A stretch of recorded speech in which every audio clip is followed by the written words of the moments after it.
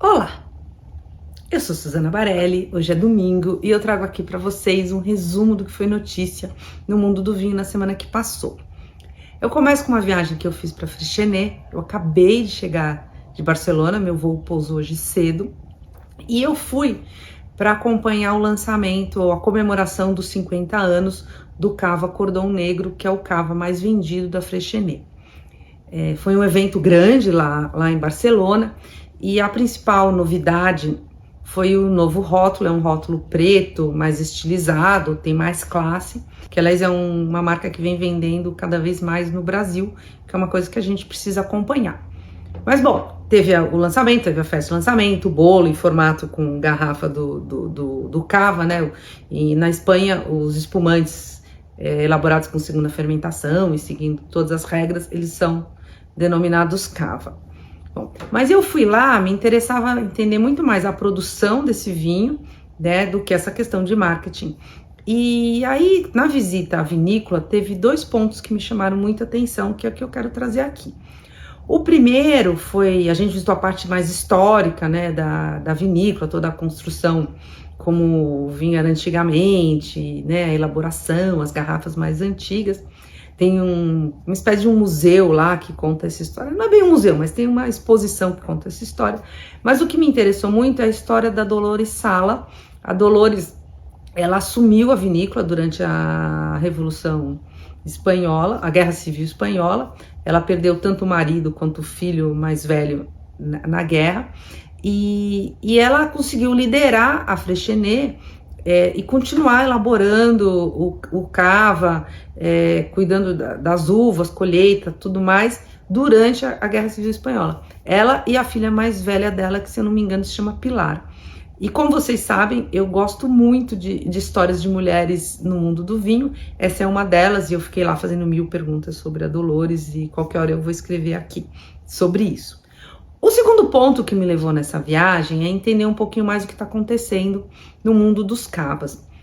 O cava é uma denominação de origem que pega algumas regiões espanholas, mas o maior é ali no Penedès, na Catalunha. Só que essa região, ela vem há mais de 2 anos de muita seca. Então os vinhedos estão sofrendo e sofrendo muito com a falta de água. E esse ano tá todo mundo feliz porque voltou a chover, tanto que a região é mais verde, todo mundo comentava, você tá vendo aqui, olha que bonito, agora que tem água, que é mais, né, tá tudo mais verde, as vinhas estão mais bonitas, né, e a gente visitou bem, acabou de passar a floração, assim, o cachinho de uva tá começando a querer surgir. Só que assim, 3, 4 dias antes de eu ir para lá, teve uma chuva muito forte, uma chuva de granizo, que destruiu cerca de 1.500 hectares de vinhedos que dão origem à cava. A chuva não foi ali na região da Freixenet, mas foi uma chuva que destruiu muita coisa da região. Então, é assim, né? Ou você tem seca demais, ou você tem chuva fora de época, você tem granizo. Como é que fica? E é inevitável aí a gente falar de mudança climática. E eu acho que se alguém se der o trabalho, fizer o exercício dos temas que eu trago aqui nesse vídeo de domingo, vocês vão perceber como a mudança climática está um assunto recorrente. Agora, recentemente, a gente veio falar mais do sul, né? Lá na região da Serra Gaúcha foi uma enxurrada, foi muita água, né? Aí a terra cai, destruiu o vinhedo, e a gente vai mostrando os efeitos colaterais, vamos dizer assim, da mudança climática na área do vinho. A gente sabe que não é só vinho, mas aqui o assunto é esse. E aí já aproveito para falar do sul. Essa semana subi um texto que eu escrevi para o iNext. O iNext é um site que traz as publicações do Rodrigo Lanari, que é um consultor desse mercado, e ele me pediu uma reportagem tentando olhar para frente dos vinhedos gaúchos. Aí eu conversei com várias pessoas, pequenas, médias e grandes, que produzem vinho, tentando olhar para frente. E o que eu percebi, primeiro assim, eu sabia que o enoturismo era muito importante, mas confesso, nunca tinha prestado tanta atenção no enoturismo, de olhar dados, de ver como ele é mais rentável, de como ele é eficiente para o produtor, porque também é uma ação de marketing, o turista vai lá, prova o vinho, gosta, quer voltar, quer reviver essa experiência. Então o enoturismo muito importante, e essa importância fez ele crescer como a principal ferramenta de marketing das vinícolas, ou de muitas das vinícolas, E aí quando você tem um desastre como esse, no qual você fica um mês sem conseguir vender vinho, como isso desestrutura o seu negócio.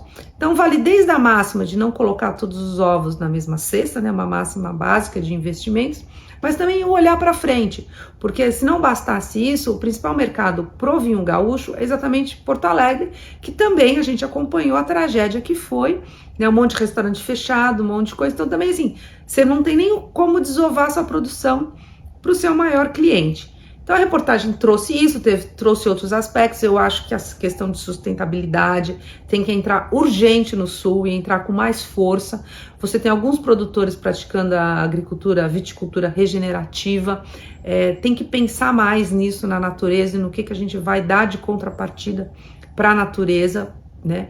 Mas assim, o que eu percebi, e por outro lado, assim, os produtores também... É muito cedo pensar saídas, mas também tem que pensar saídas, porque, né, o tempo está passando e você vê muitos produtores muito perdidos, assim, muito... Isso não é uma crítica, é uma constatação, porque realmente foi uma tragédia. Mas como é que a gente olha para frente, de repente até o setor pensar num congresso, numa mesa redonda, numa discussão de onde tem que plantar vinhedo, ou como tem que mexer marketing, como tem que mexer venda, como é que você consegue, não sendo os grandes, que os grandes vieram para São Paulo, para os grandes centros, como é que você consegue vender? Tem que pensar mais esse setor. E o ponto que eu achei muito positivo é o seguinte, como a campanha, aquela hashtag Compre Vinho Gaúcho, já tem dado resultado para os produtores do Sul e está ajudando o setor a reagir. Antes de ir para a Espanha, eu participei de 2 degustações no Brasil que eu queria contar para vocês. A primeira foi uma degustação de 7 safras do Periquita clássico. Para entender, o Periquita, como a gente conhece hoje, não tem nada a ver com o Periquita clássico.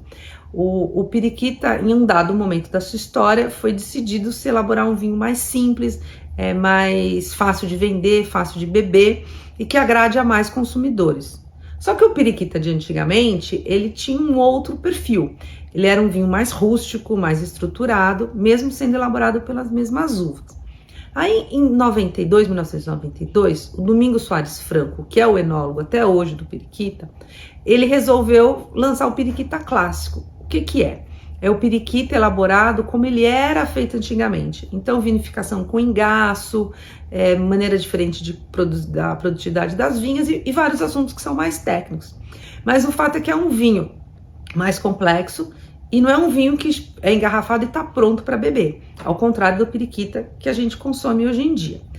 E aí, eu tive a oportunidade, na verdade eu fui meio abelhuda e eu que sugeri pro Antônio Soares Franco, quando viesse para o Brasil, fazer essa degustação, e foi o que ele fez. Ele trouxe na mala as 7 safras do Periquita clássico, a partir de 92 até o 2014, eles estão quase lançando 2015, eu até achei que ele ia trazer a amostra de garrafa, mas ele não trouxe. E aí eu cheguei na degustação, quando ele estava montando o serviço, eu ajudei ele a abrir as garrafas. E aí, na hora que abriu o 92 estava muito legal. Tava com umas notas de evolução, tostado, couro, tava muito interessante. Só que foi um vinho que dali ele apareceu, 15 minutos, morreu. Já era o vinho, o oxigênio fez muito mal para ele. E o 94, não, ele manteve essas características ainda com um pouco de fruta. Foi um vinho muito interessante de acompanhar e até onde eu sei foi o preferido da maioria das pessoas. Né? Então fica aqui o comentário, alguns periquitas envelhecem bem. A segunda degustação, o Henrique Tirado, ele é o principal enólogo da vinha Dom Melchor, e ele veio ao Brasil lançar a 35ª safra do Dom Melchor, que é o Dom Melchor 2021. E é interessante porque quando a gente olha no mapa, ou quando a gente visita, é muito próximo onde está o Dom Melchor, onde está uma Viva e onde está o vinhedo Chedwick. Mas os três, uma época, já foram um vinhedo só. É um vinhedo majoritariamente de Cabernet Sauvignon. E os três ali num terroir muito específico ali da região do Maipo. O Dom Melchor é um vinho que tem um foco muito grande na Cabernet Sauvignon. Tanto que o Henrique Tirado, ele tem, se eu não me engano, o vinhedo tem 127 parcelas diferentes de Cabernet Sauvignon, que tem a ver desde a idade da vinha, desde o clone, mas principalmente as características do solo e do subsolo. E o grande exercício do Dom Melchior é fazer um blend de Cabernet Sauvignon. Tem anos que ele coloca uma ou outra variedade, mas o vinho é mais de 90% Cabernet Sauvignon. E ele lançou agora esse blend que ele fez das parcelas de Cabernet Sauvignon da safra de 2021 aqui em São Paulo. Esse ano eu já tinha tido a oportunidade de provar tanto o Almaviva 2021 quanto o Vinhedo Chedrick 2021. E foram vinhos que eu gostei muito. E agora também veio o 21 Dom Melchior, também um vinho muito interessante. Então, assim, é interessante mesmo hoje em vinhedos separados mostrar como é que essa região é uma região privilegiada para Cabernet Sauvignon. E você tem, ok, as 3 vinícolas que eu falei, tem ótimos enólogos, que também sabem trabalhar muito bem o vinho, mas fica aí, 2021, para se prestar atenção como Cabernet no Maipo, que tá bem interessante, tá bem complexo, tá tenso, e tá frutado, assim, tá gostoso de beber. Bom, de notícia internacional, eu queria chamar atenção para um relatório um relatório do grupo que chama Grupo Safer, não sei como fala, que fez uma pesquisa sobre o preço de terras de vinhedos em Bordeaux. E tem uma queda de 29% no ano passado. Então, hoje em dia está 29% mais barato comprar um vinhedo em Bordeaux, para quem estiver interessado. Mas essa pesquisa, que foi publicada pela Manager International, ela mostra mais que isso. Ela reflete, a gente vê no mundo, tá tendo uma queda do consumo de vinho. E assim, vender Bordeaux não é fácil. Vender os grandes rótulos de Bordeaux, obviamente, é fácil e tem um mercado que está sempre cobiçando, Margaux, Lafite, etc. Não são esses vinhedos que o preço caiu. O preço caiu nos vinhedos de Medoc, que são os vinhedos mais simples, que fazem o Bordeaux genérico, Bordeaux superior e tudo mais. Então, assim, um dado para a gente prestar atenção. E por fim, eu vou terminar, para quem me segue no Instagram, vocês já viram que eu estou acompanhando um leilão, a minha primeira experiência em acompanhar leilão, que é um leilão da Salvatore, que acontece amanhã, segunda e terça, são mais de 300 lotes com rótulos os mais diversos, mas tem bastante coisa de Borgonha que vale a pena, tem Bordeaux, tem Itália, entre outros países. É isso. Espero que vocês tenham gostado desse resumo. E vamos para a próxima semana. Obrigada pela audiência.